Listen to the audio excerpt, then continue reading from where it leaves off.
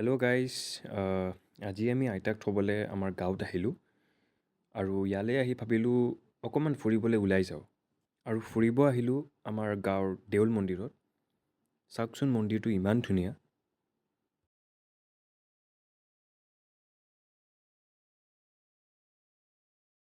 আৰু এই দেউল মন্দিৰৰ কাষতে এটা ডাঙৰ পুখুৰী আছে। এই পুখুৰীটোৰ নাম বসন্ত পুখুৰী।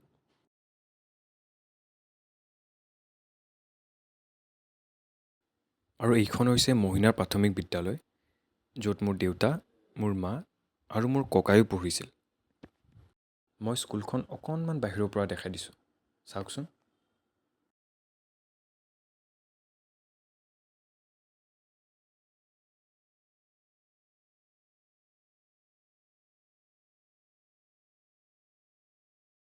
এই অকণমান সময় ফুৰি